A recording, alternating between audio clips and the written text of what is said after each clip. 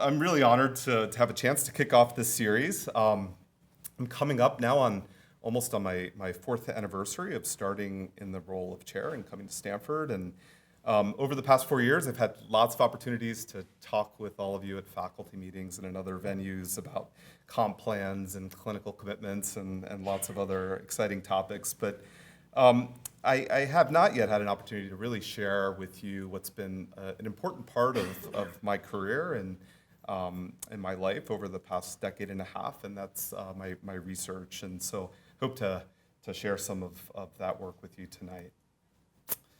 So I'm going to talk about studying the safety of medications in pregnancy, and we'll start off by talking about just why we study the safety of medications, why that's an important focus for research.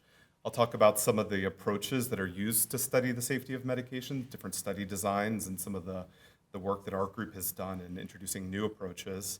And then I'm going to go through 4 example studies that I've worked on in the past decade.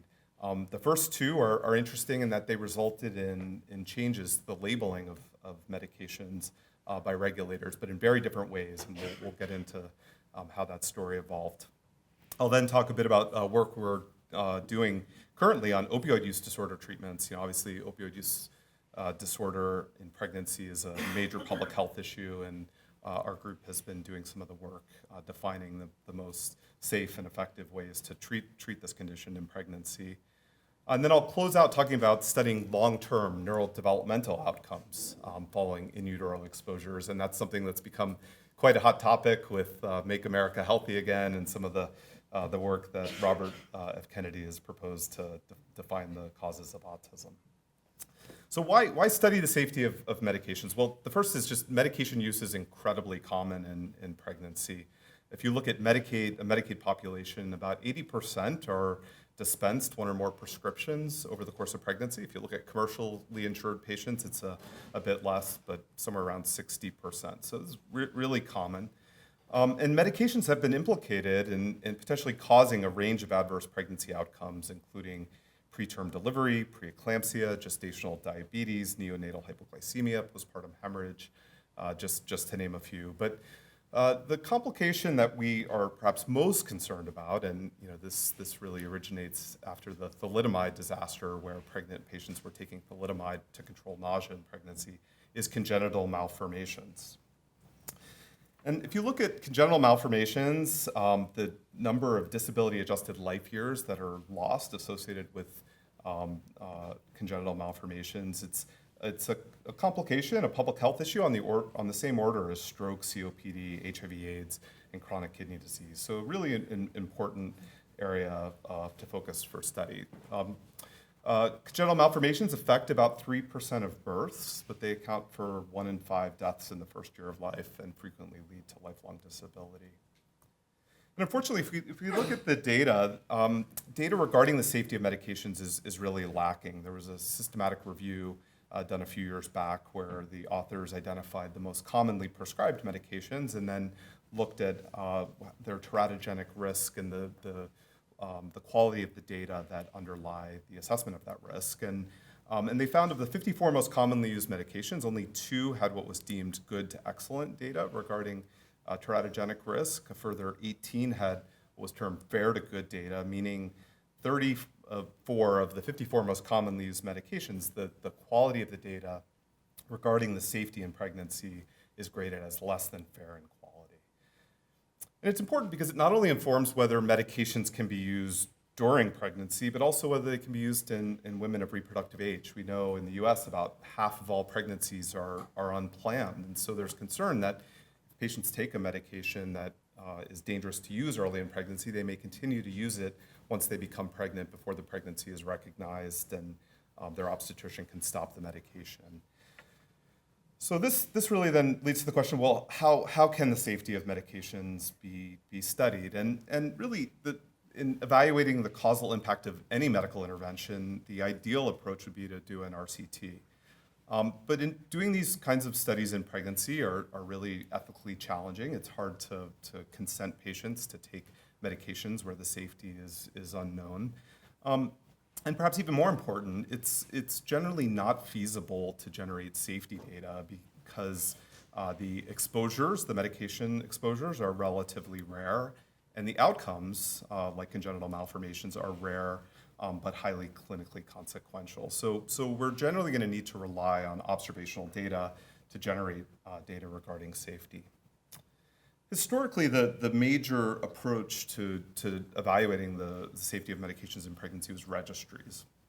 And in this approach, pregnant patients early in pregnancy, often through accessing drug information systems or phoning hotlines that provide information on medication safety in pregnancy, patients are enrolled early in pregnancy, and then they're followed till the end of pregnancy, and then either through direct evaluation of the patients and their offspring or through medical record review, there's an assessment of what the birth outcomes were. And while this approach is potentially useful in identifying the strongest of teratogens, power is generally limited to identify somewhat weaker but still potentially clinically significant risks associated with the medication. Another limitation of registries is there's often limited ability to control for confounders, so factors associated with the medication use that's also associated with the adverse outcome of interest that can confound any observed association. And then they're really costly and hard to do. And in fact, many of the registry studies that the FDA mandates as part of post-market surveillance, the companies fail to meet the targets for enrollment of pregnancies. Another approach that's been really important in defining what we know about the safety of medications in pregnancy is the case control design. And an example here, a prominent example, would be the CDC's National Birth Defects Prevention Study. And in this approach, pregnancies that result in infants born with malformations are matched to healthy controls, so infants born without malformations.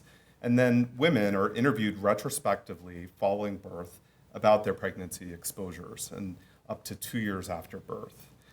And then based on the relative prevalence of the exposure in the case versus control group, estimates can be made about relative risk. And while this has been useful in a lot of ways, a major limitation is the issue of recall bias, the concern that patients who have pregnancies that result in complications, result in infants that are born with malformations, are going to be more likely to remember their pregnancy exposures, especially if you're talking multiple years out from the pregnancy.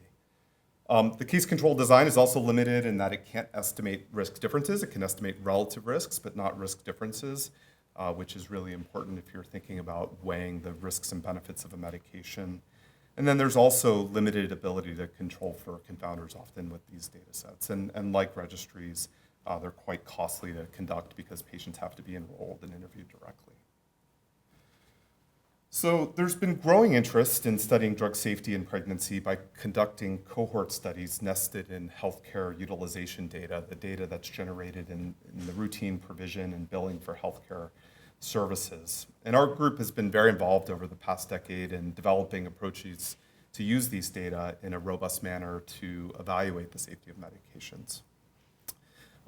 Working with data from the Centers for Medicare and Medicaid Services, and Medicaid data particularly, as well as a large commercial insurance data set, we've compiled a cohort of over 5 million pregnancies where we have longitudinal information about the pregnancies in the mother, and then a linkage to the infants and longitudinal information going forward on the infants. And these claims data are really rich in that they contain information on outpatient diagnoses, inpatient diagnoses, laboratory studies, in some cases imaging studies, and really important for the work that I've undertaken, medication dispensing. And the advantages of using these large observational data sets are their size. So you have power to study both rare exposures and rare outcomes. They're population-based, so there's no issues around selection bias. They contain prospectively collected drug exposure information, so you're not subject to the same issue around recall bias that we have with the case control design. There's information on a wide range of confounders, all the different comorbidities that patients may have, other medication exposures. They're efficient to use both in cost and time. They're longitudinal, and so you can estimate both relative risks as well as risk differences. And then you can study multiple exposures, multiple medications, and multiple outcomes, multiple adverse pregnancy outcomes, limited only really by what's coded with fidelity. But there are significant challenges, and I think the best way to think about the challenges is to think about the structure of a typical study question. So when we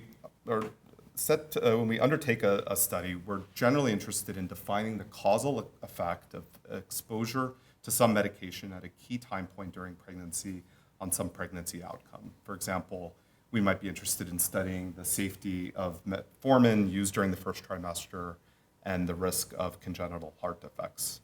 Of course, you can't estimate this association directly in the data because patients who take metformin have diabetes, which is a really strong risk factor for congenital heart defects. And so you have to measure all of the ways in which the exposed and the unexposed are different in factors that are also associated with the outcome and carefully adjust for those factors. And there are challenges to each of these study elements, exposure, outcome, and confounders that exist when working with claims data. In outcomes, there's the possibility of outcome misclassification. For example, we know a single diagnostic claim does not necessarily indicate the presence of a condition. Often a single claim might be coded to justify the performance of a diagnostic procedure or test. So there's a need to define using often quite sophisticated algorithms that rely on diagnostic codes and combinations of codes and procedures, and then to validate these algorithms using chart review.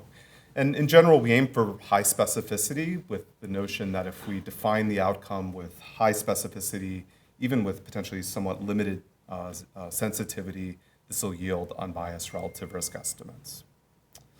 Another challenge in claims data is that dispensing of prescriptions, which we're able to observe based on claims for filled prescriptions, does not necessarily equate to real use. Patients may not be compliant with the medication, they may stop the medication, and so generally we'll tackle that issue by a number of sensitivity analyses where we explore different exposure definitions, for example, requiring multiple fills of the same medication during the etiologically relevant window, to give us assurance that the medication is being taken as prescribed, or even mathematically modeling and misclassification of exposure and the impact on risk estimates.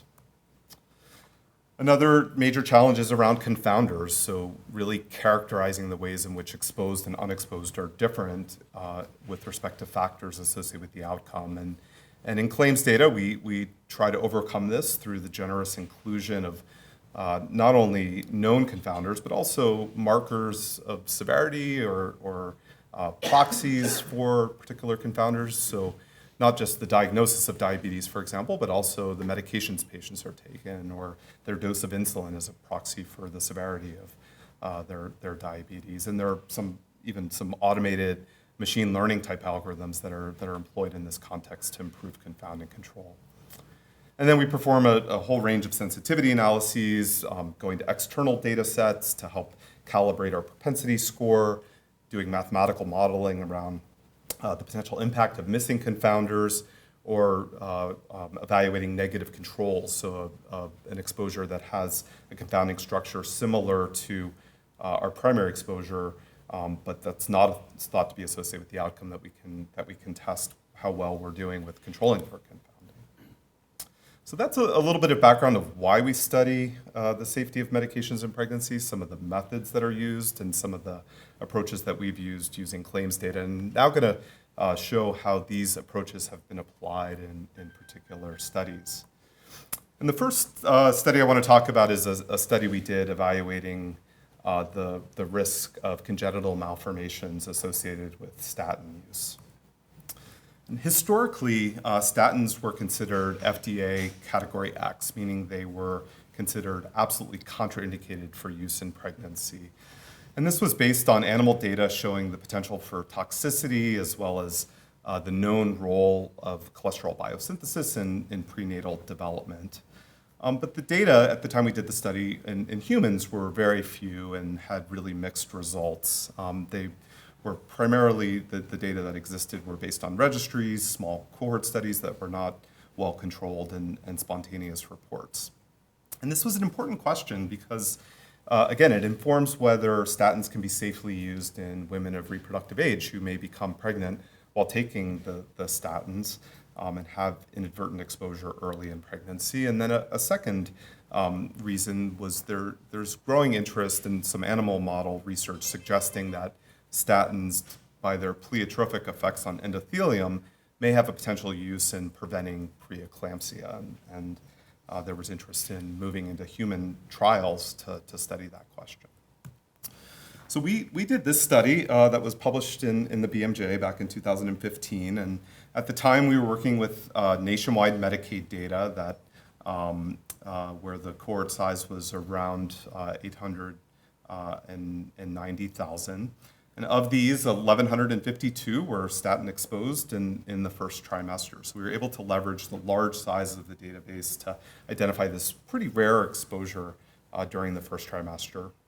We then looked at the outcome of congenital malformations and developed algorithms that we validated using chart review, where a patient would have or an infant would have a malformation code for a specific malformation on 2 different dates, or one code plus a corrective surgery, and we were able to show with our validation that this defined the outcome with a high degree of specificity.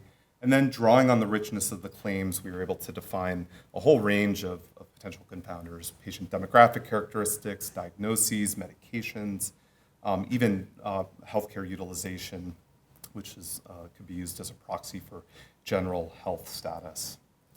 And so this is what we found. So the risk of malformations in the statin-exposed overall was 6.3% compared to 3.6% in the unexposed, so a relative risk of around 1.8. So if you did a registry study that wasn't well controlled, you potentially conclude that statins were associated with about a 2-fold increase in the risk of congenital malformations.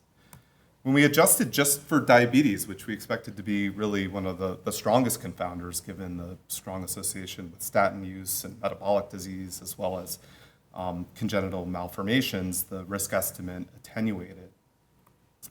And then when we used propensity scores and all of the 50, and adjusted for all of the 50 covariates that were potential confounders that we were able to identify in our data, the risk estimate shifted to the null, suggesting that statins were not causally associated with an increased risk of congenital malformations. So about 5 years after we published this paper, the FDA came out with a drug safety communication in 2001 where they requested removal of the strongest warnings against using cholesterol-lowering statins during pregnancy, and they cited our findings as the basis for that decision, which was really gratifying, and I think has now opened the way for clinical trials that are underway looking at statins to prevent preeclampsia, and as well as a liberalization of statin use in patients of reproductive age. So this is kind of a success story of doing a study where we were able to demonstrate through really careful control for confounding that these medications were safer than previously thought, and it allowed them to be expanded in their use in pregnancy in patients of reproductive age. The next story is a bit different, and this is some work we've done on ondansetron and congenital malformations. And all of you know, nausea and vomiting are quite common in pregnancy, and the guidelines recommend early treatment of nausea and vomiting in pregnancy, both for symptom relief as well as to prevent progression to hyperemesis gravidarum, which can lead to electrolyte abnormalities, weight loss, and a whole range of, in some cases, life-threatening complications. Ondansetron is the most frequently prescribed medication for the treatment of nausea and vomiting in pregnancy. And when we set out to do this study, the available evidence on the safety of ondansetron with respect to congenital malformations was limited and conflicting. There were some studies that suggested no increase in birth defect risk, but the number of patients that were exposed in these studies were really quite small. The largest study at the time we did ours was 1,233 exposed patients. There were other studies, and these were derived primarily from the case control literature, suggested a doubling in the risk of cleft palate and heart defects. But as I mentioned, there's concern in case-controlled designs about the potential for recall bias or residual confounding in the design that may have led to this kind of an association. And guideline organizations had defined this as a really urgent area for additional study. So this was our work, which was published in JAMA back in 2018. We again used Medicaid data. At the time we did this study, the overall cohort size had grown to nearly 2 million pregnancies, of which nearly 90,000 were exposed to ondansetron during the first trimester. So you'll remember I said on the prior slide, only the largest study prior to this was 1,200 exposed patients. The outcomes we looked at were congenital malformations, and we looked specifically at the malformations that had been previously associated with ondansetron, cardiac malformations, oral clefts, and then we looked at, as a secondary outcome, overall congenital malformations, again, using algorithms to define these outcomes that had a high degree of specificity. And then these are all the different confounders that we adjusted for in our analysis: treatment indications, patient demographics, maternal conditions, concomitant medication exposures, general markers of comorbidity. And we did a series of analyses, and I'm going to show you these results. So I just want to talk you through the structure of the analyses. So at the first level, we just looked at the unadjusted relative risk of ondansetron associated with the outcome of interest. We then did a first level of adjustment where we adjusted for treatment indications and associated factors, so factors associated with nausea and vomiting in pregnancy or hyperemesis. At the second level, we adjusted for all of the confounding variables that we specified in our analytic plan. And then at the third level, we used a machine learning type approach of high-dimensional propensity score analysis, where we identified, in addition to our pre-specified confounders, 200 empirically defined covariates that may be proxies for confounders, and then did a whole bunch of sensitivity analyses to test the robustness of our findings. Okay, so these are our results. In the top part, we have the results for cardiac malformations, the second part, oral clefts, and then the third part, any congenital malformations. And you can see in the unadjusted association, there was a 12% increase in the risk of congenital malformations associated with ondansetron exposure.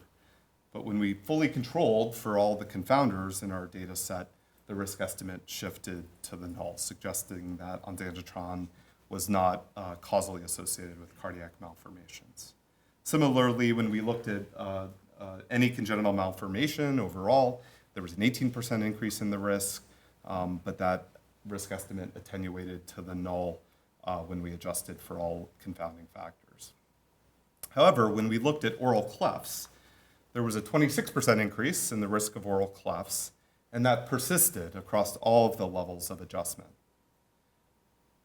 So our conclusion was that after accounting for confounding conditions, we did not see evidence of an increased risk in major congenital malformations overall or cardiac malformations, but we did see a small increase in the risk of oral clefts.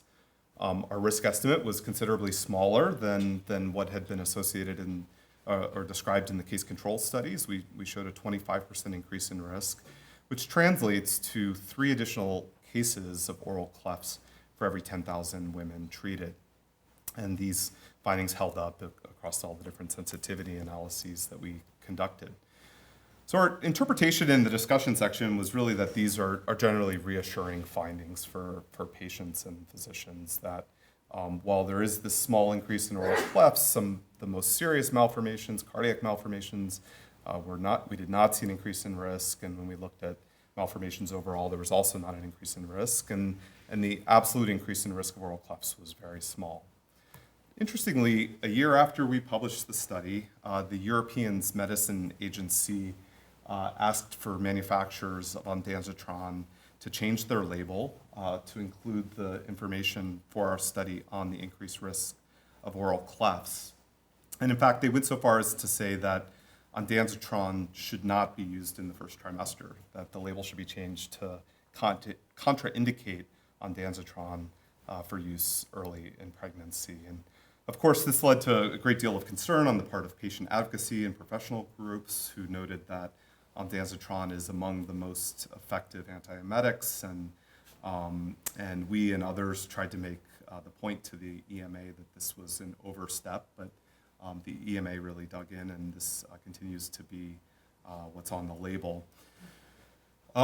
We were quite concerned when the EMA took this action that the FDA would follow suit. That's often the pattern. If EMA makes a change to the labeling, FDA likes to be in alignment with the EMA, and so we actually wrote a piece that was published in JAMA Pediatrics where we tried to make the case to the FDA that as large databases like the one that we used in our study are used, it's likely that an increasing number of statistically significant but weak signals of elevated risk are likely to emerge, and that if regulators like the FDA or EMA fall into the trap of deciding whether a medication is safe or not safe based solely on statistical significance, it risks penalizing the most extensively studied medications. We're able to really narrow the confidence intervals. And when thinking about regulatory actions like this, they need to consider the safety of alternatives as well as the benefits of treatment.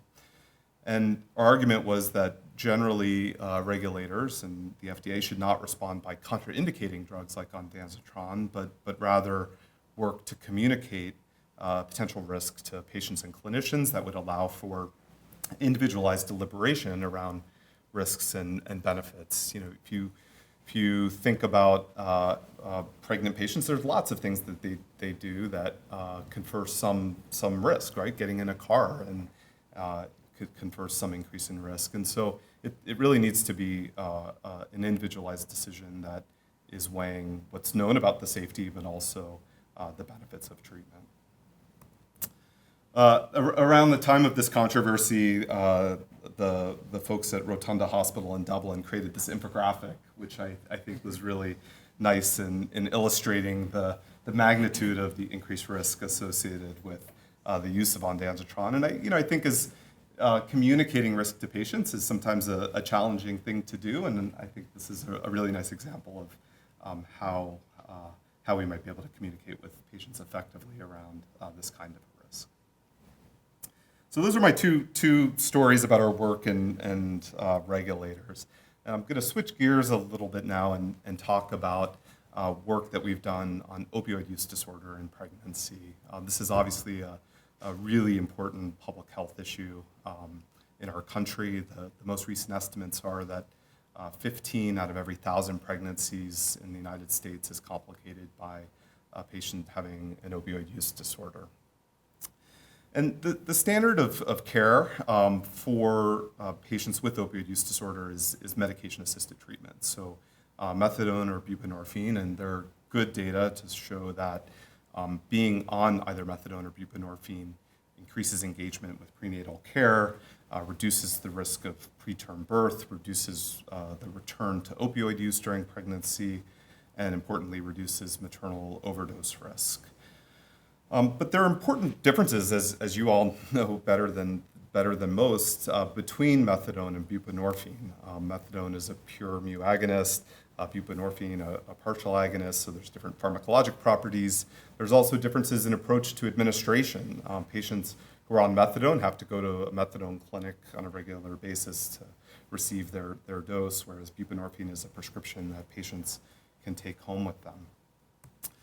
Historically, methadone was really the mainstay of treatment and the drug that obstetricians and addiction medicine specialists felt most comfortable using in pregnant patients. And then there was this study, which was published by Henry Jones and colleagues out of Hopkins, which was really a landmark paper in this space, the MOTHER trial.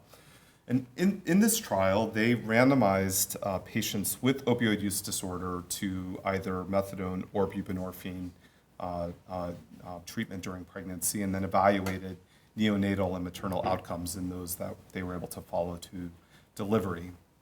And what this showed is a strong trend towards a decrease in the risk of the infant being treated with opioids for neonatal abstinence syndrome, one of the major risks associated with in utero exposure to opioids. It didn't quite reach statistical significance, but you can see the point estimate for the odds ratio was 0.7.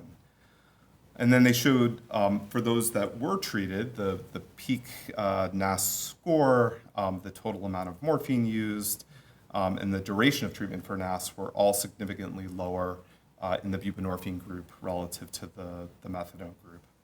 There's also this really intriguing finding of a really strong reduction in the risk of preterm delivery associated with treatment with buprenorphine relative to methadone.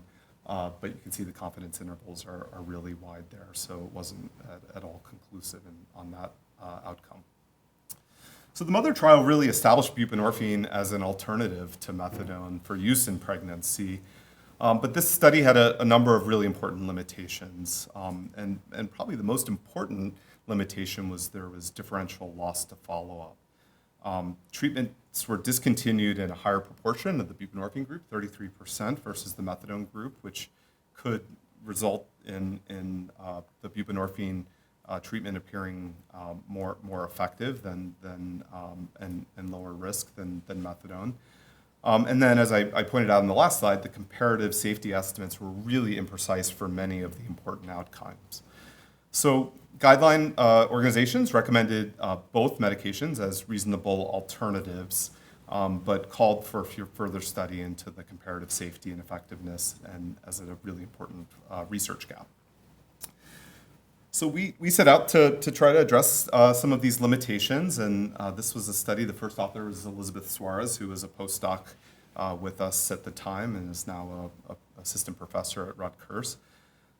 We, again, leveraged our Medicaid cohort to define a large number of both buprenorphine and methadone-exposed patients, and then looked at the risk of neonatal abstinence syndrome, as well as a range of other neonatal and maternal outcomes using validated algorithms, and controlled for really a wide range of confounders and performed multiple sensitivity analyses to try to make the methadone treated and the buprenorphine treated as comparable as possible in the analyses. So this is what we found. So the first finding was the risk of neonatal abstinence syndrome. The adjusted relative risk was 0.7 for buprenorphine versus methadone, exactly what was seen in the RCT, which was both quite interesting and quite reassuring in terms of our ability to replicate the findings from an RCT. But then leveraging the power that we had, we were able to show a really significant decrease in the risk of preterm birth associated with treatment by buprenorphine, a decrease in the risk of birth small for gestational age, and low birth weight. But interestingly, there was no difference in the rates of either severe maternal complications or cesarean section, which in some ways, the specificity of the benefit of buprenorphine treatment being focused in the infants speaks to the plausibility of our findings, right? If you'd expect if this was all residual confounding, that the buprenorphine patients would appear more healthy with respect to maternal outcomes as well as neonatal outcomes. So it really was a strong signal that what we were observing was in fact causal. And then, as I mentioned, we did a lot of different work to try to do different sensitivity analyses to test the robustness of our findings, to make sure that the findings were consistent, and across different analyses where we required multiple fills of the medication, where we evaluated states where there was coverage for both buprenorphine and methadone. When we looked at the subset of patients that had the highest levels of prenatal care, the results were all consistent. So our findings really support those of the MOTHER trial, suggesting neonatal outcomes are more favorable following in utero exposure to buprenorphine versus methadone. There's a number of potential mechanisms that could explain this. It could be the pharmacologic properties of the medication. We know mu receptors are important in development and in regulating placental perfusion and other physiologic processes that are relevant to birth outcomes. So it could be the partial versus the full agonism. Another hypothesis that's been put forward in some of the commentary around the paper is that The dosing of methadone as pregnancy progresses, there's a need to increase the dose due to the increased volume of distribution that occurs with pregnancy, and that if that's not done effectively, which I think there's concern it often isn't, it can result in sort of micro episodes of withdrawal that would place sympathetic strain on the pregnancy and potentially contribute to some of these outcomes. Of course, in a study like this, there's always the potential for residual confounding, but when we mathematically modeled the strength of a residual confounder that would be necessary to explain the results, it would really require an extreme imbalance in a very, very strong set of confounders. So our conclusion, and I think this is really the consensus of the field, is all things being equal, buprenorphine is preferred. There may be circumstances where patients are very stable on methadone going into pregnancy, and you wouldn't want to disturb that, and the benefits around birth outcomes is outweighed by the stability of treatment. But that's an important individual decision that needs to be made. Okay, the last study I'm going to talk about and is really focused on using these kinds of data to evaluate long-term neurodevelopmental outcomes.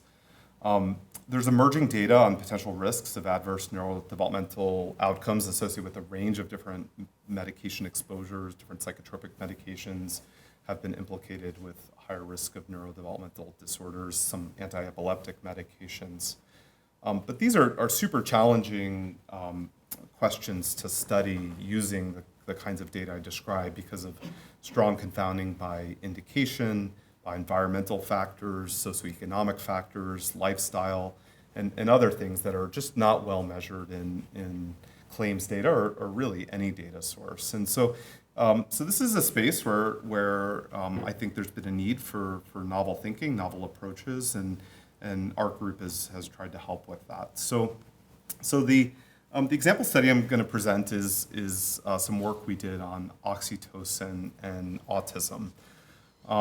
We know from epidemiologic studies that early exposures are at least partially implicated in the pathophysiology of autism, and there's been pretty intensive investigation into the association between different prenatal exposures and autism spectrum disorder in the offspring.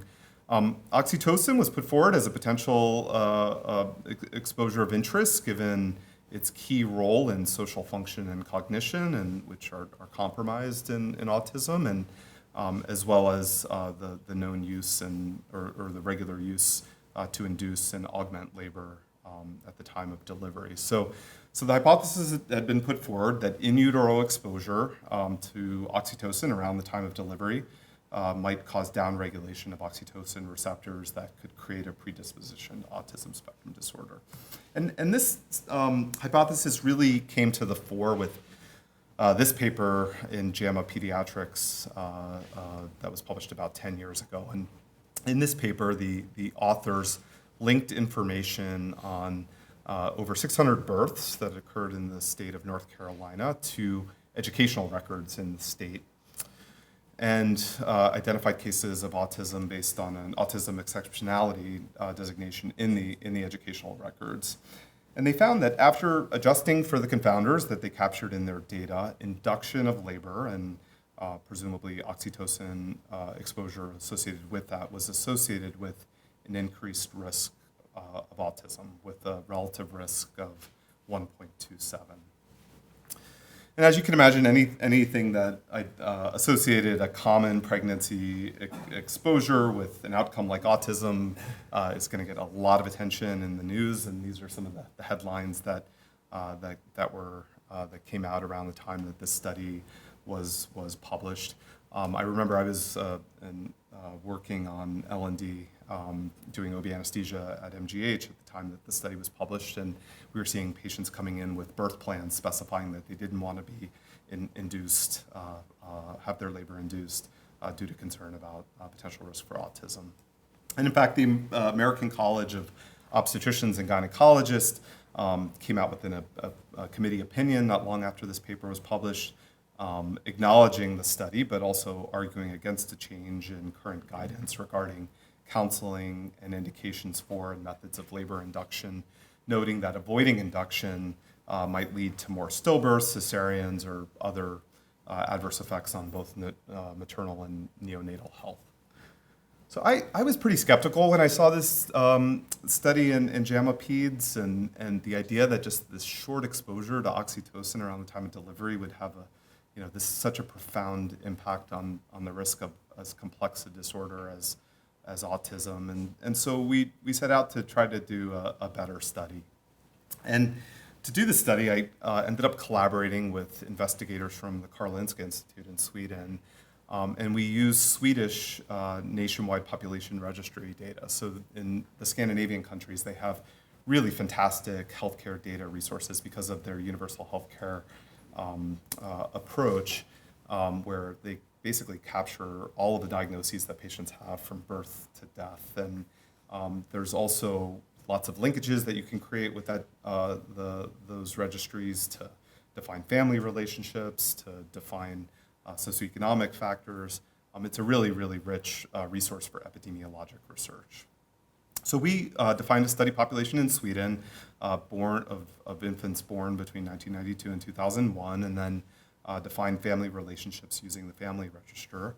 We were able to get a reliable definition of exposure based on an induction indicator that's coded on the standardized delivery chart in Sweden, and then we're able to use the psychiatric registry to define outcomes of autism spectrum disorder. So the analysis that we conducted in the first part of the analysis matched very closely what was done in the North Carolina study. So we just modeled the association between induction and autism spectrum disorder as a crude association, then adjusting for maternal characteristics that we were able to measure in the data, and then a third model where we adjusted for individual birth characteristics, so risk factors for induction that might also be associated with autism, like in post-dates induction, preeclampsia, other birth complications.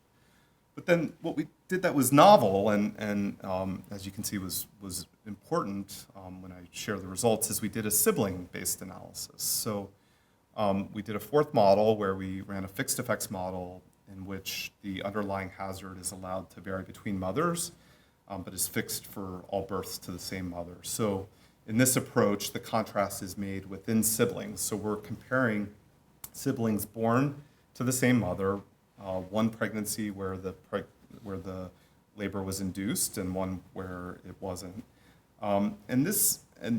Using this modeling approach, we're basically evaluating siblings that were discordant with respect to induction status. But at the same time, we're able to adjust for factors that were unique to each birth. And by doing this, we control for all the factors, all the socioeconomic factors, the lifestyle factors, nutrition factors that are shared within families.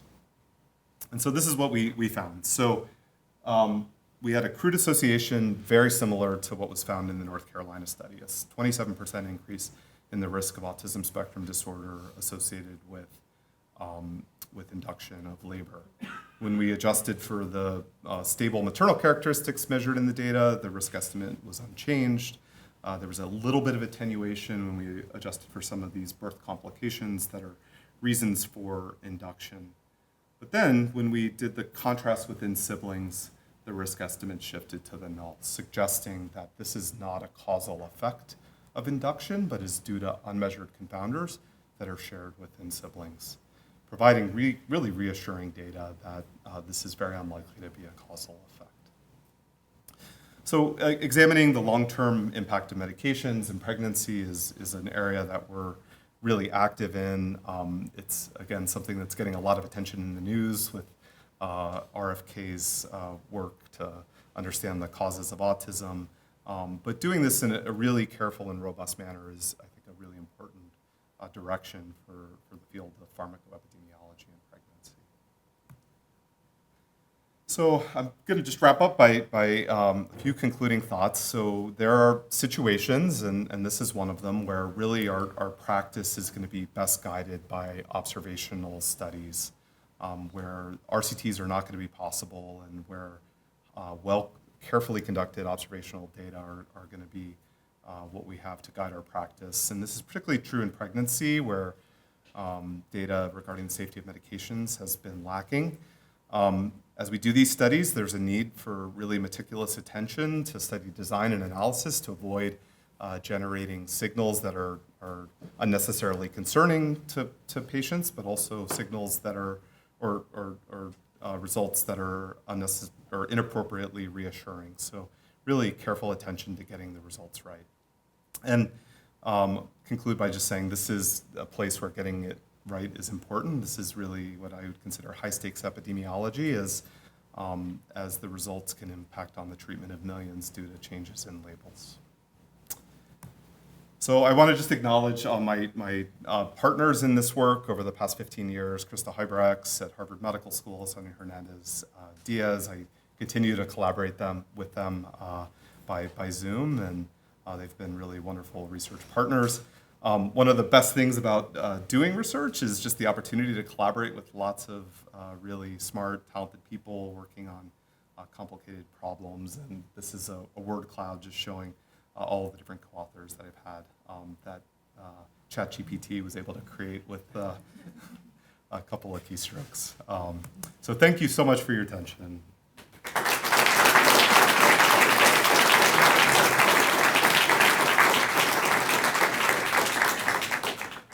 Thank you so much. I have a mic, and I think I have another one too. So if you have questions for Dr. Bateman, I will come to you.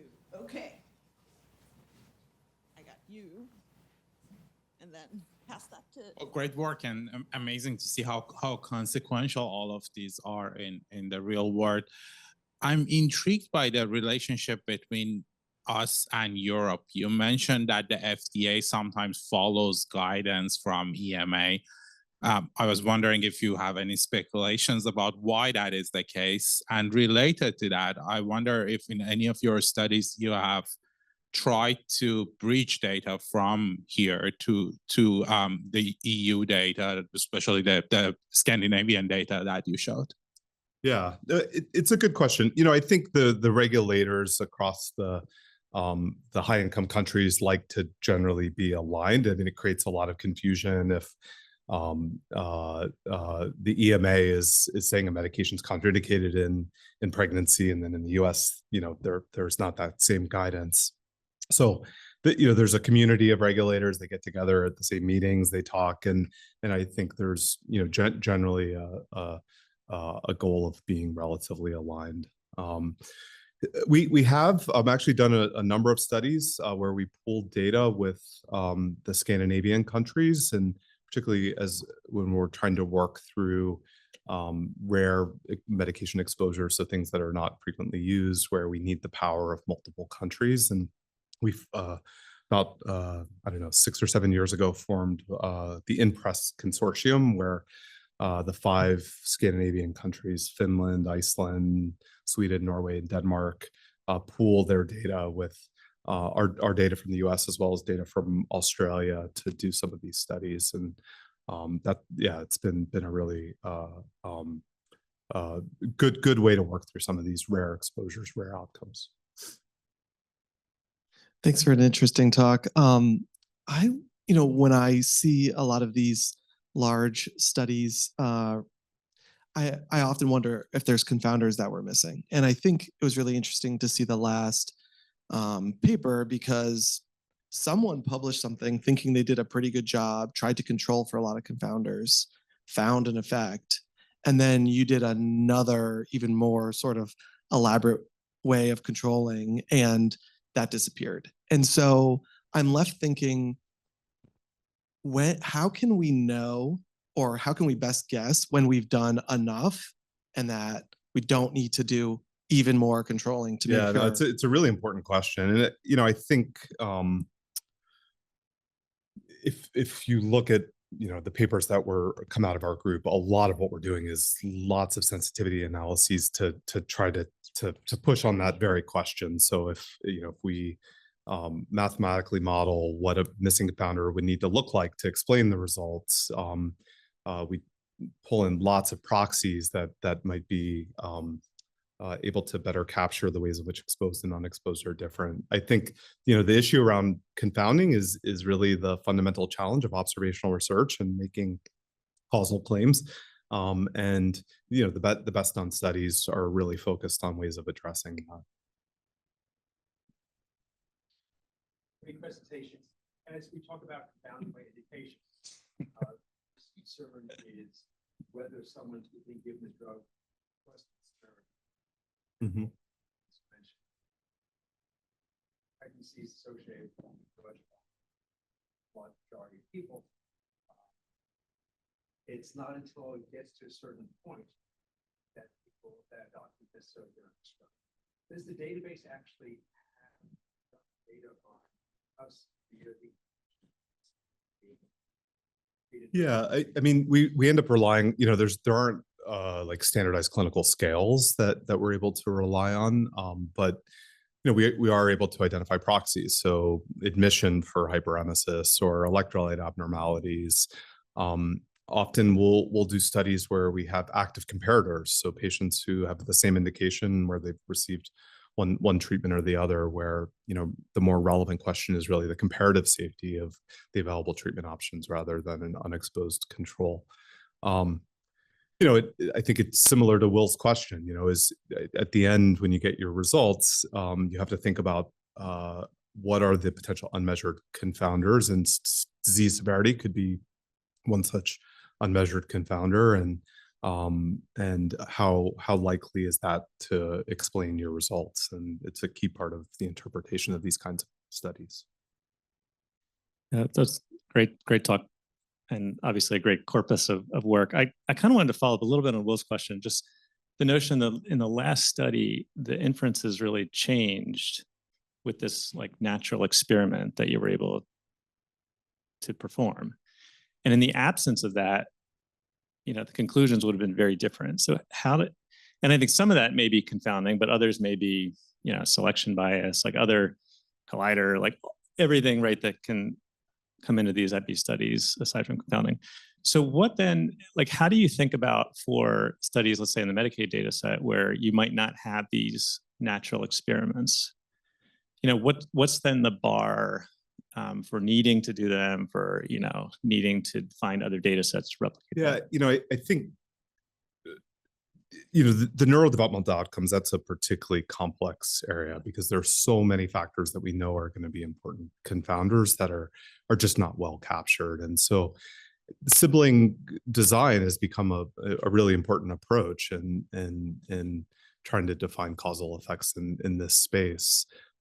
I think there's lots of other examples where, if you're looking at outcomes like congenital malformations or other complications that occur immediately after birth, where you don't have the same confounding structure, you don't need to necessarily rely on those kinds of designs. You may have adequate control for confounding. But I think that's the important question. And running negative controls, where you try to identify exposures that have a similar confounding structure, where you'll hopefully see negative results if you do a good job of controlling for confounders. Just being thoughtful about what are the unmeasured factors and doing some modeling around what the impact of those would be. I think that's the challenge of this kind of work, really. Yeah. Oh, sorry.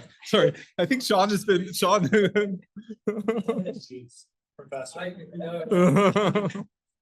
want to make two comments. One comment is I'm fascinated by you mentioning the hospital in Dublin, which happened to be, ladies and gentlemen, the first obstetric hospital in the world.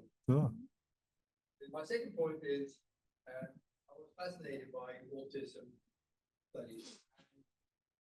If you had the opportunity, what would you recommend somebody trying to study this? Because this is a real problem in today's world. Is anybody working on what you are doing now with big databases to try to establish? Yeah, I think there are a lot of studies that our group and others have done looking at autism and other neurodevelopmental complications using these kinds of data. They're hard studies for the reasons I mentioned in the talk, and I think there was some news coverage that one of the things RFK is going to come out with is acetaminophen as a potential trigger for autism. And that's even more complicated because it's an over-the-counter medication, right? So it's not an exposure you're going to capture in these kinds of data sets. Or if you end up with the population where they're prescribed acetaminophen, there's some really unique characteristics. So yeah, no, It's fun to hear you talk about science. So I hope you're enjoying it. yeah, no, it's great. Yeah. Lots and lots of questions, but I'll restrain myself and go back to the first study on the statins. Cool study, 2015. It looks like 1,100 cases that you had. And from that, the FDA made a national policy decision based on one paper. As somebody who sits and chairs that panel now, think if you in 2025, do you think that one observational trial is enough evidence to guide national policy? There's several questions here. You can choose which one you want. That's one. Two, because there was 1,100 cases, now presumably statins have been liberalized in this population. You probably have much larger cases. So one could go back now 10 years later and look at it with much larger numbers and also address other things like dose response. Because you had putative mechanisms why it might impact things. Mhm. So Yeah, no, I think it's a good point.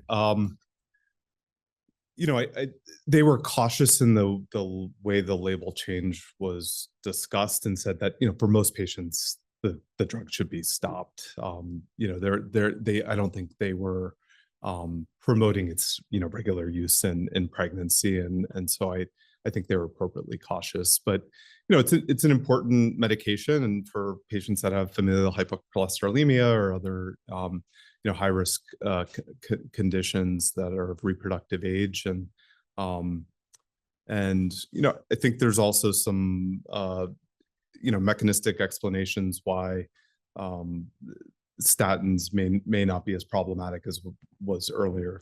The early worries had raised in terms of placental transfer of some of the more commonly used medications. I'm going to sneak in one last one. Buprenorphine and methadone, and you mentioned the differential effects of buprenorphine.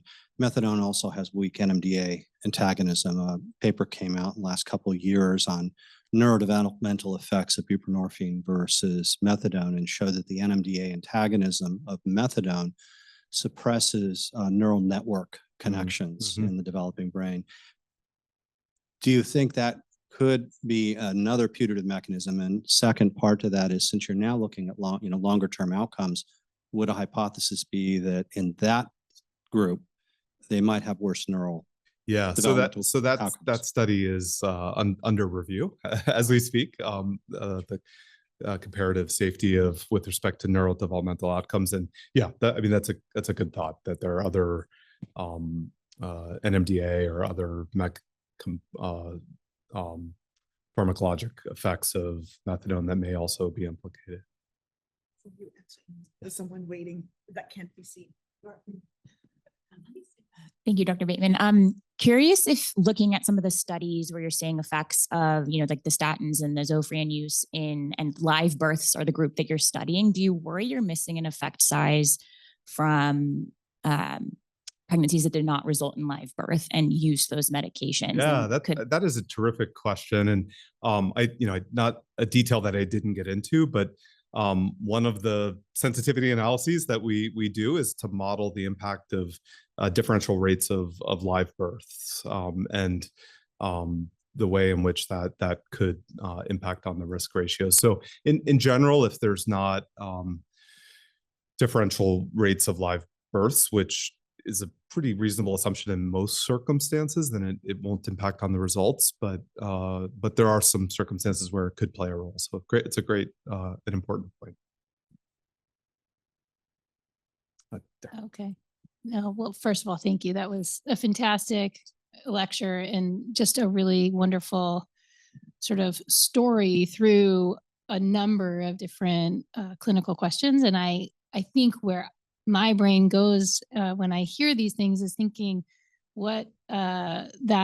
this way of approaching clinical questions in that, you know, traditionally everything was only good if it was through a randomized clinical trial, which is a gold standard, but is very challenging in many clinical settings. And so as we think of different ways to ask questions in our clinical environment, I am curious, looking at this pattern in our current age where information systems and AI systems of analyzing data is coming, where you see opportunities for people who are maybe don't have your research background and platform and expertise to start asking these questions, not maybe answer them on the depth and level that you are, but maybe start bringing them up. Is there something coming that you Yeah, can see? no, I think observational research is really important. The reality is we're not going to be able to address every clinical question that we have through the use of RCTs, and that's one of the reasons we stood up the data science initiative. So I'll put a plug in for that.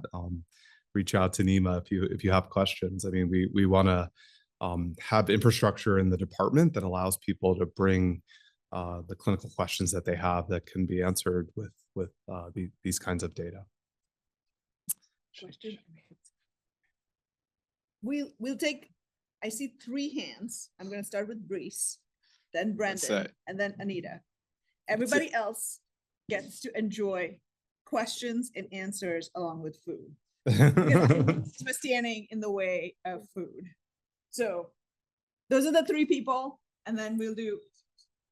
It's a good sign when there's a competition like that for questions. So fantastic work. Actually, two real quick questions. First one is around effect size. I really like your visual representation of effect size.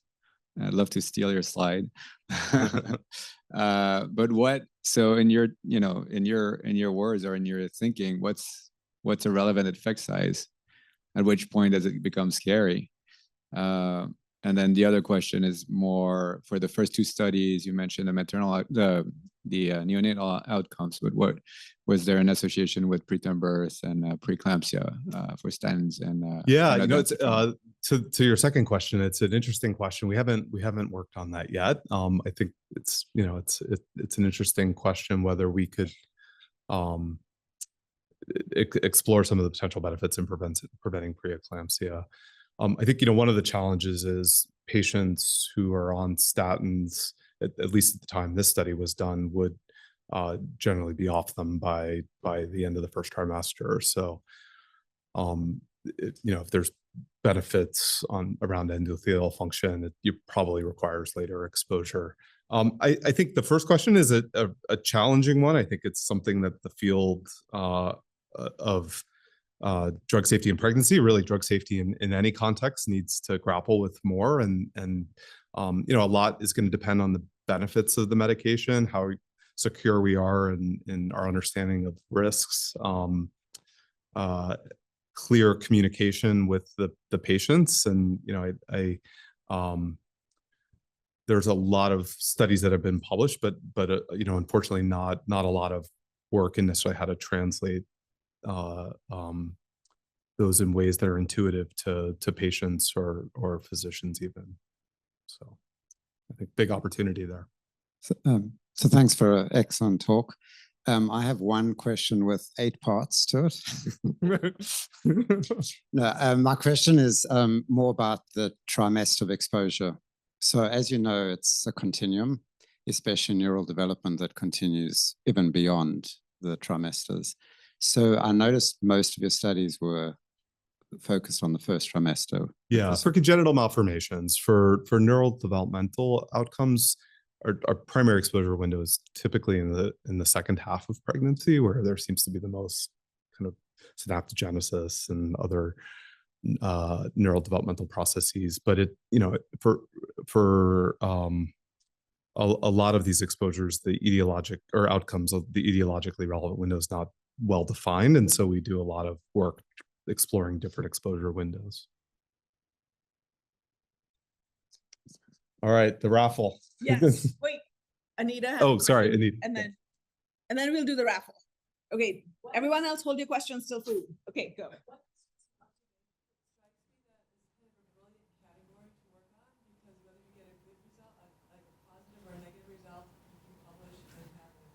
That's amazing.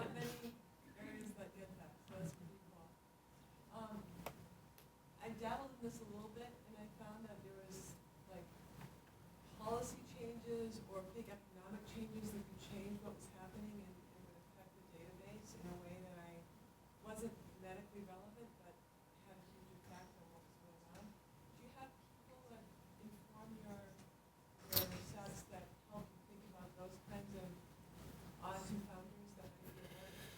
Yeah, I mean, we've worked with health policy people that have expertise in particularly in the Medicaid program, which is where a lot of our work has been done. And you know, there are changes that occur in benefit structures and you know, capitated benefits and things like that that impact on how much is coded. And a lot of the background work is going state by state and making sure that the data is reliable, that we have the expected, you know, number of preterm births, the expected coding of hypertension, things like that to establish the reliability of the data. So yeah, it's an important point. All right, well, thank you everyone so much for coming out tonight.